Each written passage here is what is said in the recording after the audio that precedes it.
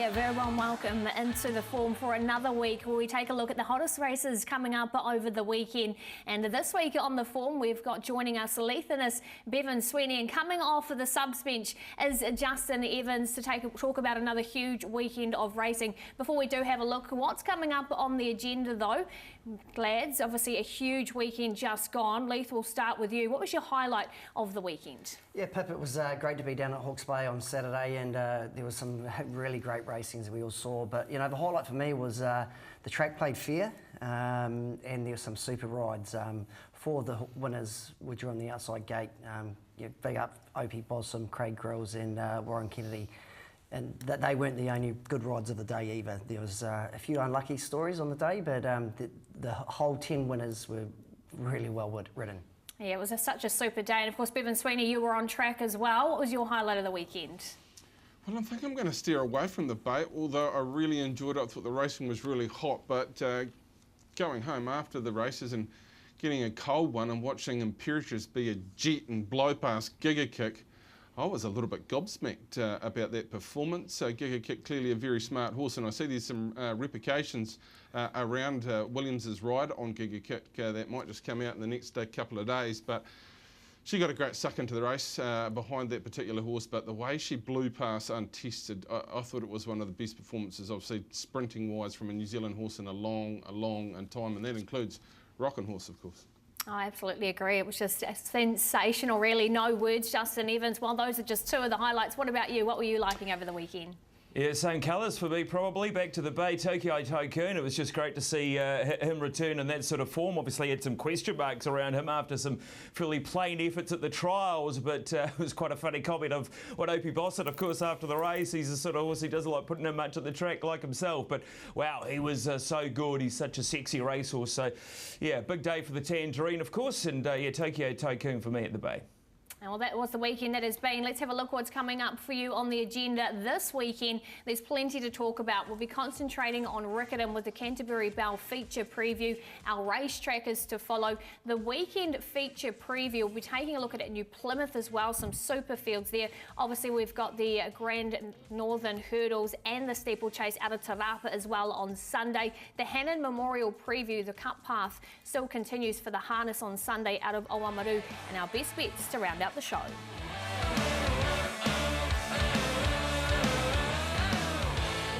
Our feature of the weekend is down at Riccarton. It's the New Zealand Bloodstock Canterbury Bell Stakes. Justin Evans, will head to you. Whether in track, or will we be on a good surface come Saturday?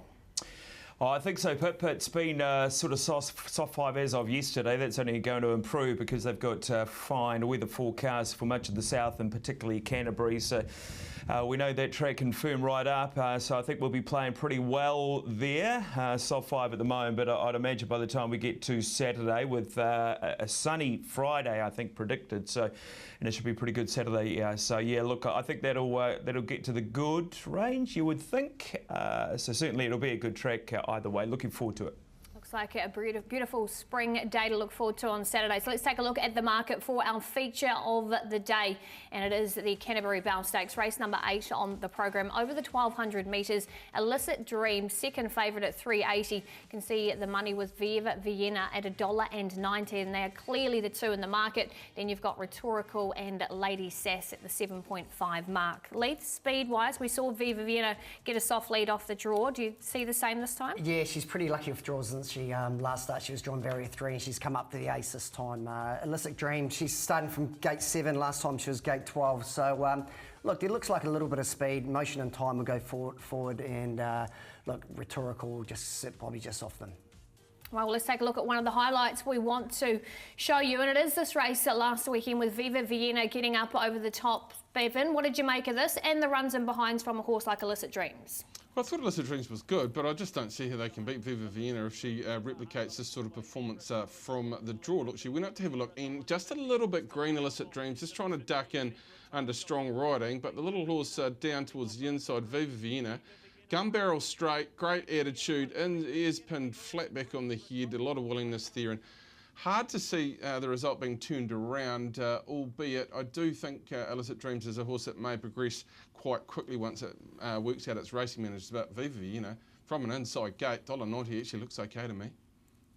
Yeah, I'm with you, Bevan. Sam Weatherly knows the filly now, and she probably, to me, I think she had won with a little bit in hand last start. Obviously, the barrier draw's a key for her. Barrier 1, Illicit Dreams, you know, she starts with 7, so she'll be a lot fitter from that run as well. Yeah, look, hard to get away from Viva Vienna. I was lucky enough to call her home earlier in the year, actually, at Te Rapa. It was a very similar performance to what she put up last time at Riccarton. She's just a real winner, isn't she? Pins those ears back. There's not much to her, but looks to love a dogfight. She's hard to get past. She did that at Te Rapa. She did that 2 weeks ago. Look, Illicit Dreams was very, very good, I thought, and she's a pretty good filly. The other one I'd mention, Lady Sass, who's only coming off a 4-horse win at a maiden at Oamaru, but I know, speaking to Kylie Williams, she holds her in pretty high regard. I think she's the improver in the race, Lady Sass. This is her. Look, this is a 4-horse maiden at Oamaru. Sugar was the hot favourite on this occasion. Of course, Sugar is in this race. She was good, Lady Sass. Talking to Kylie, she said she doesn't even know what she's doing, this girl, and look, she rounded them up late. So, look, I think she's a filly with a future. I think Kelvin Tyler thinks a bit of her and just the way she got over top late. But whether she can go with the speed of Viva Vienna and Illicit Dreams, not so sure. I think the draw is obviously advantageous for Viva Vienna. And like everybody else, I think she is certainly the horse to beat.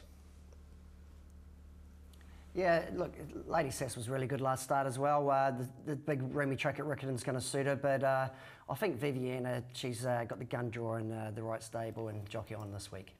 Well, that was Sugar obviously running second and behind Lady Sass too. Now we'll take you to her start off the back of that. This is on the synthetic, where she does finish second again and behind a nice type from Tiakau.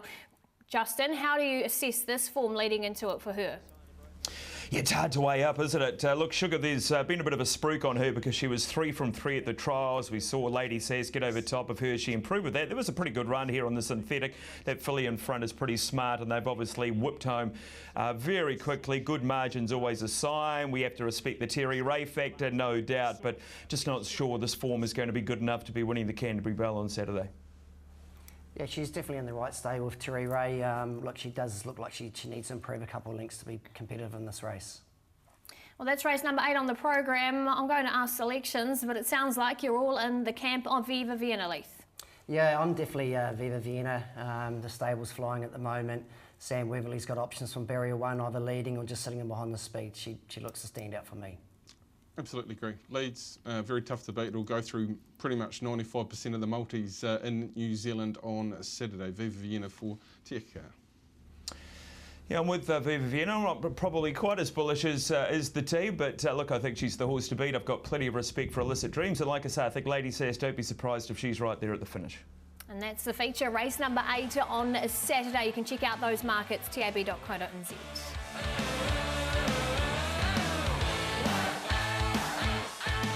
Racetracker time. These are the ones that we think you should be following right throughout the spring and leading into the summer. Leith, who are you wanting to highlight this week? There's a lot of highlights from the Bay. There's a lot of lucky runners, and look, I'm going to take you back to the Gold Troll Stakes in Pendabella. Look, she had no favours out of the gate. She got absolutely T-boned. She was lucky to stay on her feet. And look, she ran her last 400s, the fastest of the day. Mid-race, they went very slow, but she's come home 22.8 and 11.13 for the last 200 metres. And if she jumped out and didn't get knocked over, she may have pushed the winner. I'll be, speaking a little bit at 1,000 guineas at 16s. Rising Tide, the daughter of Sea Change. Have a look at this. Her sectionals were really, really good in comparison to the big races on the day. Look, back towards the inside. Doesn't muster early, which is an issue. She got back last, but she won't be a maiden for very long. She's charged up the inside. She's run 34 and change for her 600 metres, which was outstanding on the day. It was a leader-dominated race. Just watch the back end of the race. Nothing else changes. And she's charging through the inside. When she steps up on a trip, she's really dangerous. I'll play Captain Obvious, I think. Legato, we all saw her, but she was superb in the Tarzino, obviously probably the eye-catcher of the race. Great to see her return in this sort of form. Just held up slightly on the corner, but the last 8, 6, 4, 200s. Fastest of the race, pinning the ears back, hitting the line. She's in for a big prep, and she's going to be awfully hard to beat in the Arrowfield on that. So Legato for me. certainly is. Well, I'm going to take you from the Group 1 action to a Thursday with the greyhounds, but have a look at the dog here out wide in the gold, Awesome Blonde. This was a run. If you have a look at the head-on, she actually gets poleaxed at the start, but look at the ground she makes up for second for Arch Lawrence. Not in this week, so I expect her to maybe be firing from Cambridge Raceway next Thursday. Keep an eye out for her over the 457. Prior to this, she won a very nice race, picking up Grenadier Prince, who's a handy type from Peter Ferguson's kennel. So I just think follow her through. Looks like she's got a nice future leading towards some good races coming up too in the near future. Here's a summary of what we are liking for our race trackers. Leith's with Impendable. She is heading towards that 1,000 guineas. Rising Tide for Bevan. Legato, of course, next up in the Arrow field. And Awesome Blonde for me, for the greyhound to follow for Arch Lawrence.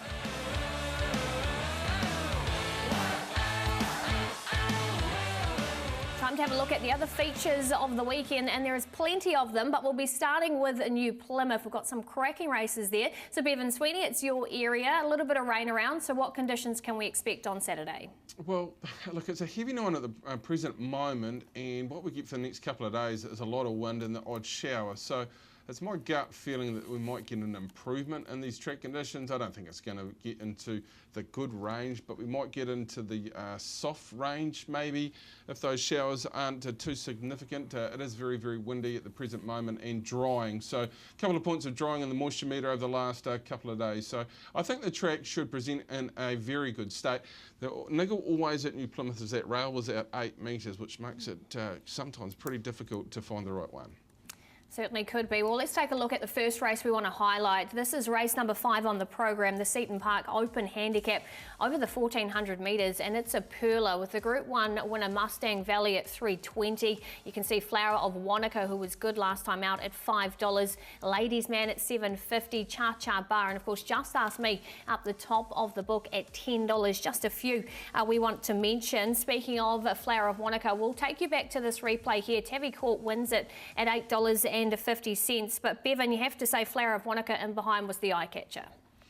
Yeah, look, it was a travesty beaten, really. Lily was looking for a run, it just didn't eventuate. Tabby's Court was good. It was good to see a good horse back in form, and he'll be competitive. There's a bit of money on. Flower of Wanaka, I think Leith gets in at a very dangerous weight, but this is a really strong field, albeit she seems to be going well. Yeah, she's put 3 really good runs together now, and she was a tad unlucky there. She just didn't quite get out when she wanted. And you know the track, if it's slow to, even if it's still heavy, she's going to be very competitive. Yeah, look, both were good. I'm not overly sure how strong the form will be from that race. It was a really bunched finish, and I think they only just went a tick quicker than the R65 on the day. So compared to a couple of the horses we're going to talk about in this race, I'm not sure it's the right form line, but they're both chances, obviously. In the race, Flower of Wanaka, I would probably be leaning to on that effort. One of the locals in the race is Just Ask Me for Alan Sharrett. Look, Bevan, this was a really good run considering he had such a top weight compared to others in there. Oh, it was really good. He actually jumped away for Jonathan, which look, he couldn't take him back. He just utilised him jumping away. He's not there to win tomorrow. I think he'll back up Saturday at Awapuni, and that'll suit him much, much better. The young apprentice on him, he's a tricky horse at times, Lee. Yeah, exactly. Jonathan gave him the gun run in the Winter Cup, and you know the 61 kilos just got to him in the end. And like you said, I think it will be a bit more of a home track a fitness run. Yeah, I have to agree. Look, he's a super horse, and you can never underestimate what he will do. But yeah, I agree with Bevan. You just sort of feel that he's probably not going to be there to be getting the major slice of the pie, albeit you'd have him in all your combos for sure.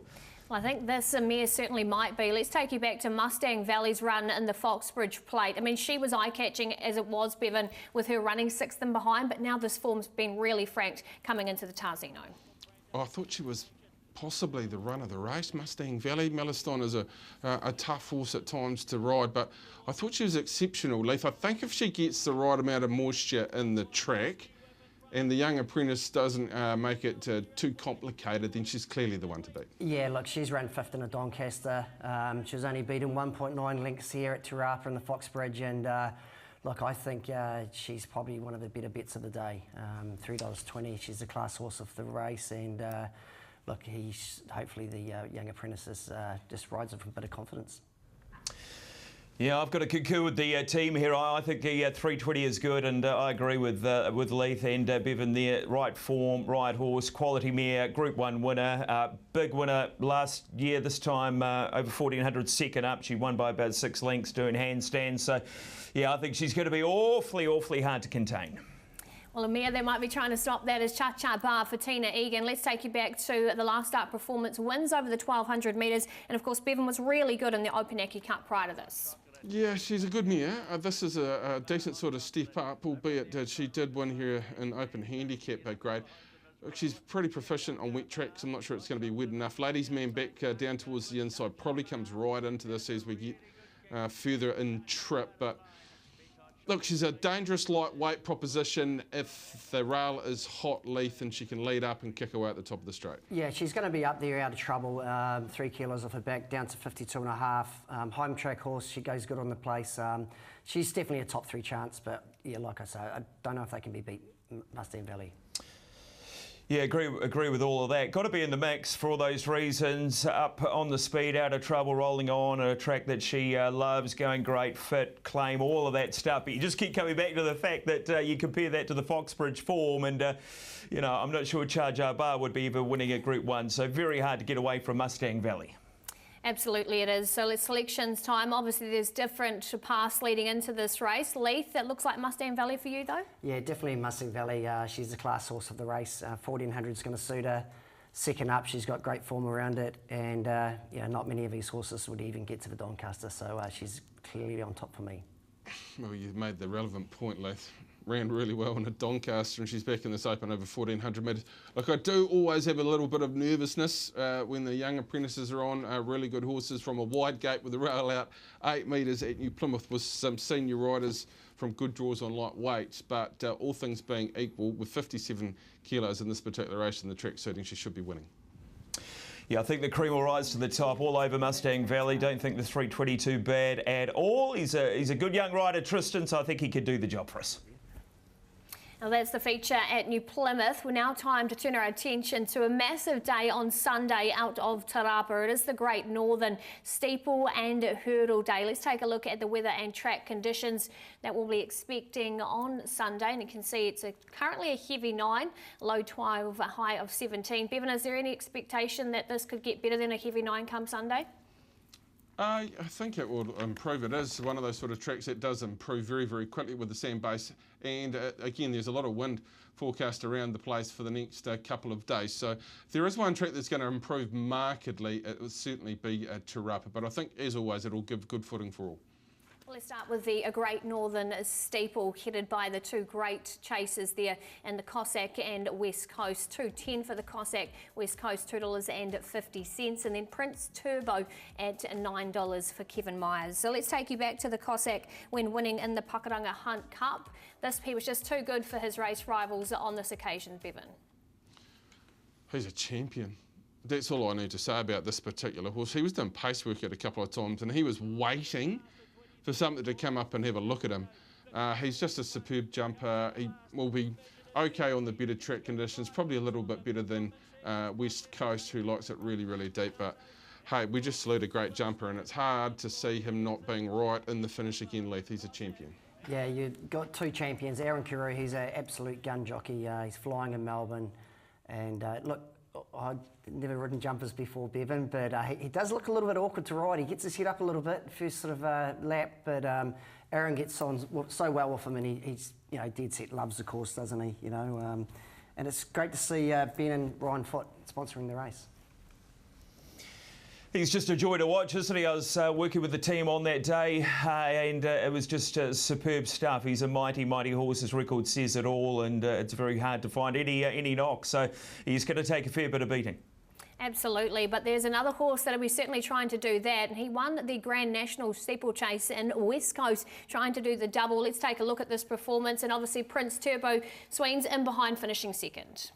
I think the impressive bit about this performance was that he knocked the stuffing out of himself about 2 fences earlier. You thought, he's lost the bridle, and then he had the audacity to pick it up and run away like this, Leith. He's got massive stamina. I suppose the only question with him is the track conditions, but you won't be doubting him either going in. No, you know Mark Olligan's going to have Maturi right for this race. He set him for it, and you know, there'd be horse stumper of the year that he got last Sunday. So look, they're really happy with him. Yeah, I've been a fan of this horse all the way through, and he's still got it all before him, really. A couple of years under the Cossack, and he just keeps getting better. And let's not forget, he did beat the Cossack, of course, at Trent, albeit obviously the Cossack had a rather big excuse that day, didn't get all favours, as we know, but he's got that one win on him. Look, he's there. Let's just hope we get the clash that we all expect, and it could be one for the ages here, but he's obviously a big winning chance.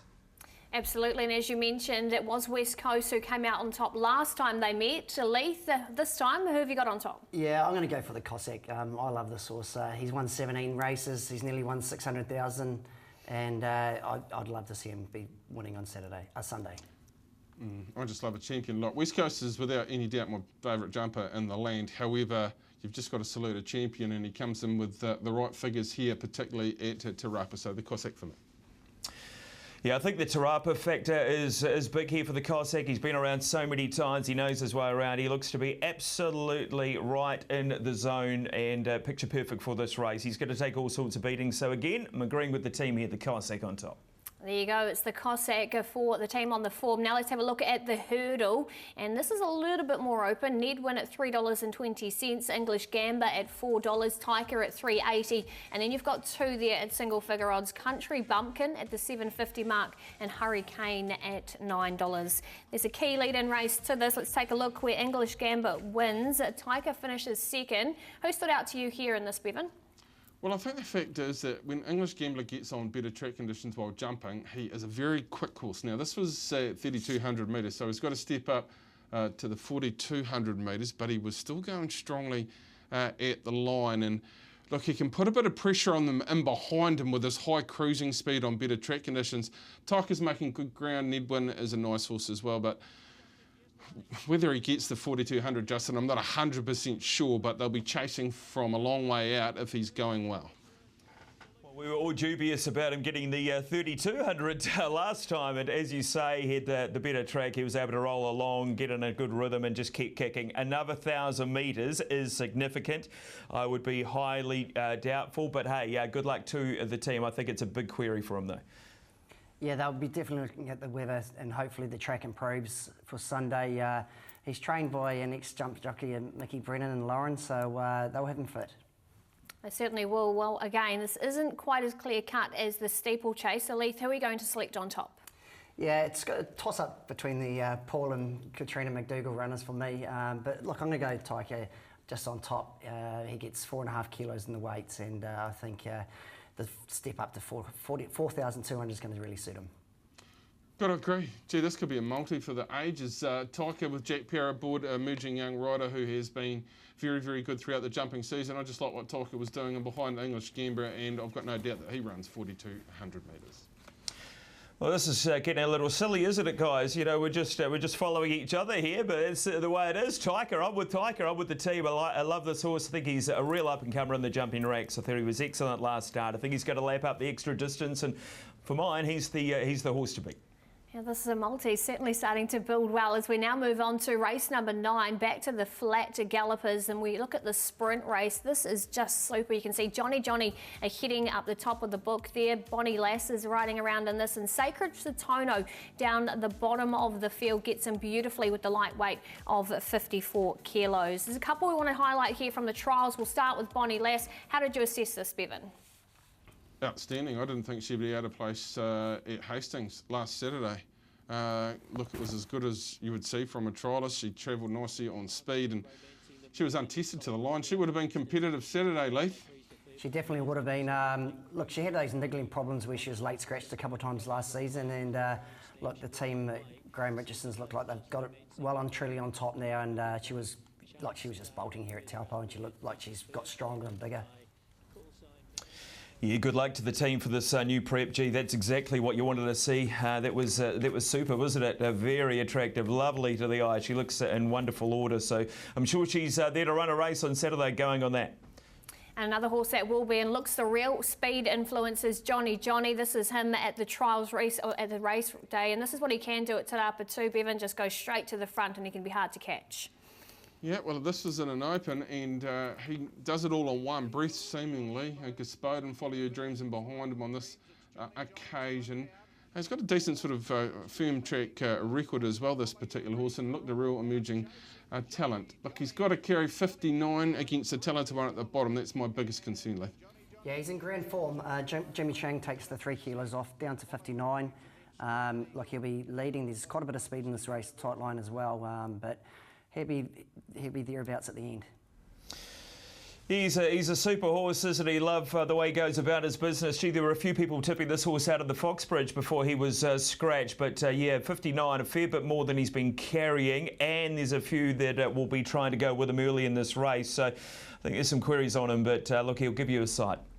It's a wonderful field. Leith, how are you going to go with your selection on top? Look, Bonnie Lass is going super, but she's got 16.5 kilos. I'm going to go down the bottom, Sacred Satano.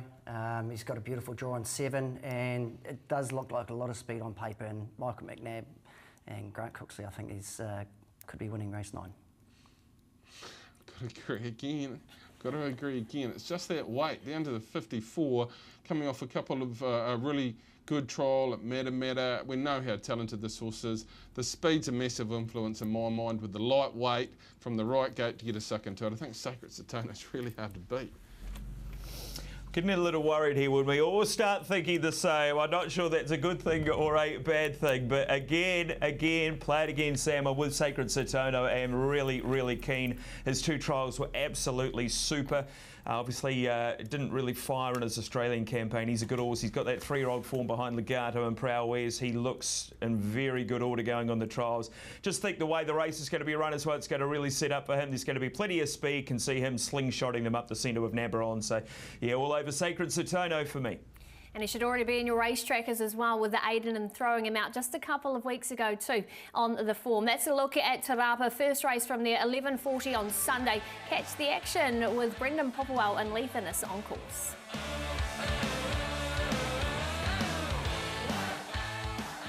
Now turn our attention to the harness action at Oamaru on Sunday, and the Cup Path really continues with the Group 3 Hannan Memorial, Justin, a race that's really thrown up the winners in the past.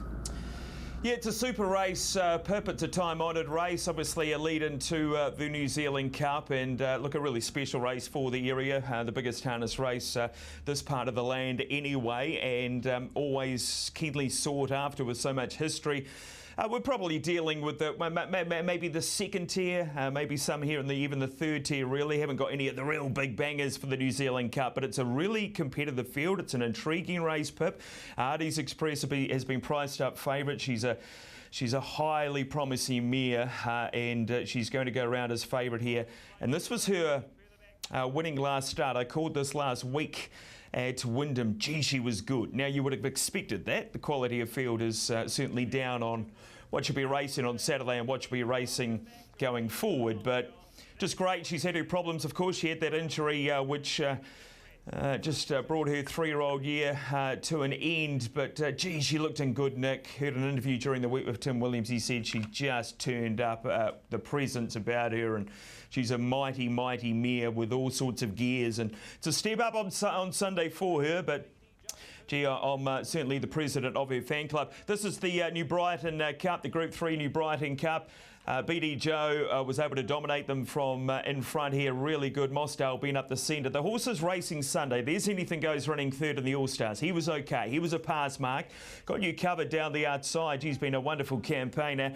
Great to see him getting home strongly. And then you've had Republican Party, who was actually okay, beaten about 5 or 6 lengths because he bobbled away and was never really in the race after that. He's in the race on Sunday. They'll be hoping he gets off the mark a little bit better. Got to go with Artie's Express. Like I say, I'm a paid-up member of her fan club.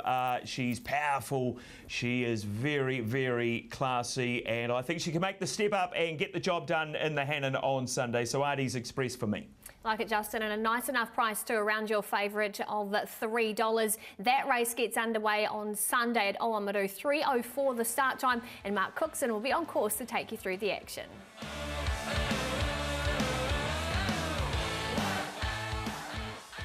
Getting chase. So the two favourites pair off. Choice Moment going to Steve Austin, third is Sanchin. It's Choice Moment and Steve Austin, the two favourites stride for stride, but Choice Moment, oh, she'll get her day in the sun today. Choice Moment has won it to beat Steve Austin. No Rain Ever just on the outside, the leader here from Leinster, and then we've got Running On Entitlement now. No Rain Ever's driven to the lead and gets away the last little bit, and No Rain Ever to the line, favourite wins.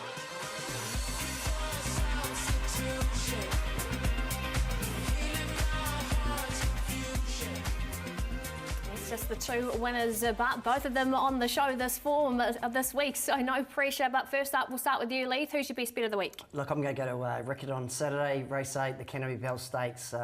Viva Vienna for me. I think Illicit Dreams and he'll run the Quinella, but I think she's just got a little bit of a head start from the gate 1. It's going to be a big plus for her. I'm going to go to Te Rapa, the last of the weekend, race number 10 on the program, Conway O'Kieran. He was a tragedy last time. I think he fits the right race and he'll be very hard to beat, stepping up to the 1,600 metres there. Yeah, I'm going to Riccarton, race 9, a horse called Arion. Very good first up, had a really torrid trip, was very good after that wide run throughout, up to a mile. Second up, Kylie Williams, T-Ray, always a great combo. I think pretty hard to beat, so Arion for me, race 9, Riccarton. And I'm going to go for one of the little super sprinters from Tracy and Lisa Craig's kennel. And George's Girl, she comes back to Monaco after things just didn't quite go to plan at Cambridge Raceway in those feature races. She'll be short, but she should be winning in box number 3 with a scouter drawn immediately to her outside. So that's who I'm liking as my best bet of the weekend. Here's a summary. Leith's heading to the Canterbury Bell Stakes with Viva Vienna as his best. Arion there for Justin as well at Riccarton in race number 9. Conway O'Kieran Te Rapa on Sunday for Bevan, and on with George's Girl on Sunday at Monaco. That wraps up the show. Thanks team for joining us, Justin, Bevan and Leith. We'll catch you back next week. In the meantime, happy punting and enjoy the weekend.